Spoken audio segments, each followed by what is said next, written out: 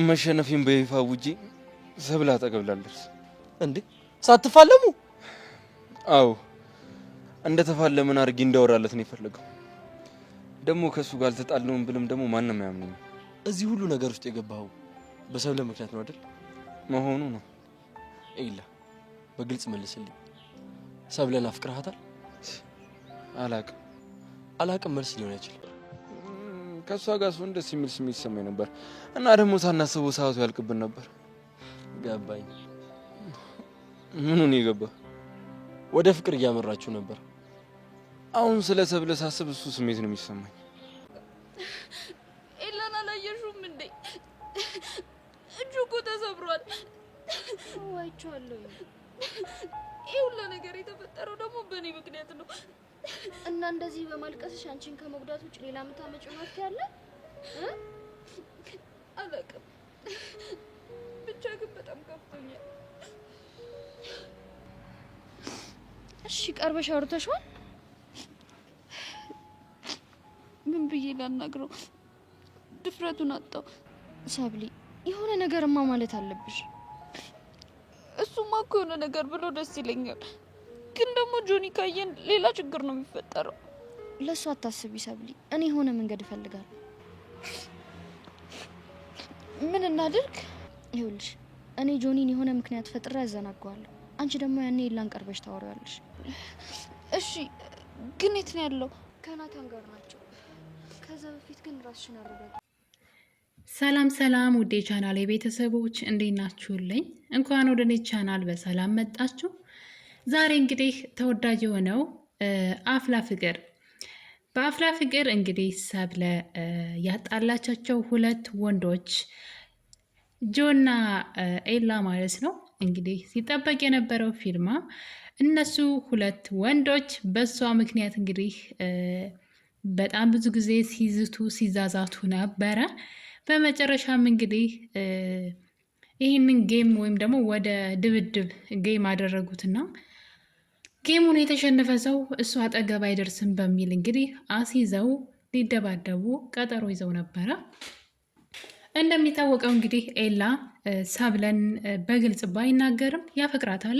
ነገር ግን ደግሞ ፍቅረኛ አላት። ልጅቷ ደግሞ እሱን ታፈቅረዋለች በግልጽ በሚታይ መልኩ ማለት ነው። ያው አንድ ሰው እንግዲህ ሁለት ሰው ሊያፈቅር አይችልም በእርግጠኝነት። አንዳንድ ሰዎችን እንዳይከፋቸው ብለን በይሉንታ አብረናቸው ልንሆን እንችላለን እንጂ ምናልባት ቀድመው ህይወታችን ውስጥ ከነበሩ የፈለገ እኛ ባንፈልጋቸው እንኳን ለስሜታቸው ስንልና ይሉንታ ይዞን ከነዛ ሰዎች ጋራ ረዥም ጊዜ ዝም ብለን ልንኖር እንችላለን፣ ግን ወደናቸው አይደለም። ሰብለ እንግዲህ ሚስ ሰብለ ጋር እያየን ያለነው ነገር እንደዛ ነው። ከጆኒ መራቅ አትፈልግም። ነገር ግን ውስጧ ግን ያለው ኤላ ነው እና በሁለት ሰው ተወዳ እንግዲህ ኤላ ደግሞ እሷን በጓደኝነት መጀመሪያ ላይ እሷ ስለነበረች ጓደኛ ካልሆን ብላ ስታስጨንቀው የነበረችው እሷ ነበረች። ወደ ጓደኝነት ከገቡ በኋላ ከመለማመዳቸው የተነሳ እንግዲህ ሁለቱም ፍቅር ውስጥ ገብተዋል። እሱ ልተውሽ ቢላት እንኳን በፍጹም ከሱ መራቅ አትፈልግም። ተደብቃ ታየዋለች። በጣም ብዙ ነገሮች እንግዲህ እሱ ሲርቃት እሷ ናት የምትከተለው። ከአጠገቤ እንዳደርሽ ተባብለው፣ ነገር ግን ዙራ እሱን ስትፈልግ ግቢውን ስታስስ እናያታለን። ይሄ ነገር እንግዲህ ያልተመቸው የእሷ ፍቅረኛ ጆኒ ደግሞ እውቅናም ስላለው በሰዎች ዘንድ የእሱ ፍቅረኛ ከሌላ ወንድ ጋር ታየች የሚባለው ነገር በራሱ ለሱ በጣም ከባድ ነው። ታዋቂ ነኝ ብሎ ስለሚያስብ ማለት ነው። እና እንግዲህ በተደጋጋሚ ከእሱ አራቅ ሲለው እሱ ደግሞ ከእሱ ለተያይዞ በፍጹም ከሰብለ አርቅም፣ እሷ እየቀረበችኝ እኔ አልሸሻትም። በዛ ላይ ደግሞ እሷ ሁል ጊዜ የምትገኘው ከኤላ ጋር ነው። እንግዲህ ፍቅረኛ ያላት ሴት ሆና እያለ ግን ምንም አይነት አክቷ ራሱ ፍቅረኛ እንዳለው ሰው አይደለም። ምክንያቱም የኛውን ቤስት ፍሬንድ ሆኗት የነበረውን ኤላን አፍቅራለች እሷ። እና እንግዲህ በሁለቱ መካከል ጸብ የተነሳው በዚህ ምክንያት ነው። እናም ብዙ ጊዜ ለጸብ ይገባበዙ ነበረ። በጣም የምትወዳት ደግሞ መሲ ጓደኛዋ ሰብለ ሁለት ጓደኞች አሏት። አንደኛው አለም ናት። አለም በጣም ጥቅመኛና ለጥቅሟ ብቻ የተጠጋቻት። እንደውም ካያችሁ ለኤላ ስለ ሰብለ መጥፎ ነገሮችን ስትነግረው ነበረ። ምክንያቱም ደግሞ በኤላ አይን ሰብለ የተጠላች እንድትሆን በተደጋጋሚ ሰብለ መጥፎ ልጅ እንደሆነችና ሁሉንም ነገር እንደሚያምራት በዛ ላይ ሁሉም ያየችው ሁሉ እንደሚያምራት በዛ ላይ ደግሞ ከጆኒ ጋር እንኳ የተጣሉት ሌላ ወንድ ስትስም አይቷት ነው በማለት እንግዲህ ስሟን ስታጠፋና እንደምትታየው አይነት ሴት እንዳልሆነች ለኤላ በተደጋጋሚ ስትነግረውና ኤላ እንዲጠላት ስታደርግ ኤላ ደግሞ ይህን ነገር ለማጣራት ወደ መሲ ሄዶ ነበረ። ሰብሊ ምን አይነት ልጅ ናት ብሎ ሲጠይቃት እሷ እንግዲህ ስለ ሰብለ ማብራራት ትጀምራለች። በትምህርቷ ጎበዝ፣ መልኳ ቆንጆ፣ ጸባይዋ እያለች ስትል እሱን አይደለም ያልኩሽ ከጆኒ ጋር በምን ተጣሉ ነው። እናም እንግዲህ እሱ ያልሆነ ነገር ጠይቋት እንደተጣሉ ትነግረዋለችና ለክብሯ ስትል እንደተጣሉ እንጂ በፍጹም የተባለው እንዳልሆነ እሷም ደግሞ ምናልባት ጆኒን ራሱ እንደሳመችው እርግጠኛ አይደለሁም እንኳን ሌላ ሰው ብላ እንግዲህ የጓደኝነት ጥግና የጓደኝነቷን መልካምነት ስታሳይ ነበረ። በተቃራኒው ዓለም ደግሞ እሷ በሱ እንድትጠላ የሁለቱ ቀረቤታ ስላላማራት ሰብለ እንዲጠላት ፈልጋ ነበረ። ኤላ ግን ነገሮችን በራሱም ስለሚያይ ብዙም ቦታ አልሰጣትም። ዓለም ግን በጣም ትጥር ነበረ በመካከላቸው ጥላቻ እንዲኖርና እሱ ከሰብለ አጠገብ እንዳይደርስ በጣም ብዙ ነገሮችን በማለት የኤላን አእምሮ ለመመረዝ ስትሞክር እያየናት ነው። ያው ኤላን ለግሏ ለማድረግ ስለፈለገች ነው። እና እንግዲህ የሰብለና የኤላ የቤስት ፍሬንድነት ግንኙነት እያደገ ሄዶ ሁለቱም በፍቅር ጥምድ ብለዋል። ሁለቱም ከሚባለው በላይ ተዋደዋል። ሁለቱ ተነጋግረው ይግባባሉ። ነገር ግን ፍቅረኛ አላት። ይሄ በጣም ከባድ ነው። እና እንግዲህ በይሉንታ አብረው የምትኖረው ጆኒ ከኤላ ጋር በየቀኑ ለጸብ ለድብድብ ይጋበዝ ነበረ። ከሰብለ ራቅ ሲለው ደግሞ እሷ እየተጠጋችኝ እሷ እየቀረበችኝ እኔ ያርቃትም ዙራ ዙራ እሱ ስር ነው የምትገኘው። ከአጠገቤ እንዳደርስ ብላ አስፈራርታው ዙራ ከእሱ አጠገብ ትገኛለች። ሁል ጊዜም በሚገርም ሁኔታ ከእሱ መራቅ አትችልም። እሱ ቢርቃትም እሷ ትከተለዋለች። ታዲያ ይሄ እንግዲህ እየዋለ እያደረ ወደ ፍቅር የተቀየረው ጓደኝነታቸው ኤላና ጆኒን ሊያደባድብ ችሏል። በመጨረሻም እንግዲህ ኤላ በጣም ብዙ ዛቻ ከጆኒ ይደርስበት ነበረ። ጆኒ ደግሞ እንግዲህ ራሱን ማስክ በመልበስ በጣም በተደጋጋሚ ናታንን ሲደበድበው አይተናል። ነገር ግን ብዙዎቻችን ግራ በመጋባት ናታንን የሚደበድበው ቾምቤ ነው፣ ምክንያቱም ደግሞ ቃጅልን ስለሚመኛት ናታን ለዛ ነው የደበደበው ብለን ስንል ነበረ። ነገር ግን እንደዛ አይደለም።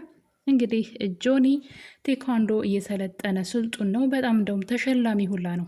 ነገር ግን ይህን ነገር ለማንም ሰው አይናገርም። በሚስጥር በድብቅ ነው የያዘውና የሆነ ቀን ለሰብለ የሆነ ነገር መግዛት ፈልገው ኦንላይን ላይ ለጓደኛው ስልኩን ሲያሳየው ድንገት ፎቶዎቹን ሲያንሸራትት የጆኒን የቴኳንዶ ልምምድና ሽልማት እንትኖችን ሜዳሊያዎችን አይቷል ማለት ነው። ካሌብ ነው እና እሱን በመደንገጥ እንደ አንተ ቴኳንዶ ትጫወት ነበር እንደ ሲለው ለዛውን ተሸላሚ ነህ ቢለውም አይ አይደለም እሱ የጓደኛዬ ነው በማለት ለሁሉም ሰው እሱ ቴኳንዶ እንደሚሰራ ድብቅ አድርጎታል። ማንም ሰው አያውቅም። ታዲያ ግን ከኤላ ጋራ በጣም ይፎክር ነበረ። እገልሃለሁ ብቻ አንተን እንግዲህ ገድዬ ነው የምገላገለው ከእጄ ላይ የጣልህ እያለ እንግዲህ ሲይዝትበት ነበረ። ኤላም ደግሞ እንደምታዩት ወንዳ ወንድ ነው፣ ማንንም ሰው አይፈራም። ከዚህ ቀደም ከአንድም ሁለት ሰው ልኮበት ቅጥቅጥ አድርጎ ስላባረረ ጆኒ በትንሹም ቢሆን ኤላን ፈርቶታል። ነገር ግን ደግሞ ልምድ ስላለው ከእሱ ጋር መደባደብ ይፈልጋል። ይህን ልምዱን እንግዲህ ናታን ላይ እንደ ኳስ እየነጠረ ሲያነጥረው ናታንን አይተናን በተደጋጋሚ ማስክ በመልበስ እዚህ ቀደም ኤላና ናታን ይህን ሰው ለመግጠም አብረው ሂደው ነበረ። ነገር ግን እንግዲህ ቴኳንዶ ሲለምድ የሆነ ድብድብ ብቻ ሳይሆን የሆነ ቴክኒክንም ተጠቅሞ ማሸነፍ ይቻላል። እና እንግዲህ ማስክ የለበሰ ሰው ጆኒ ነው ብለን እናስባለን። የሁለቱም አይናቸው ላይ የሆነ ነገር ጨምሮባቸው ነበር ያመለጠው ከድብድቡ በኋላ ማለት ነው።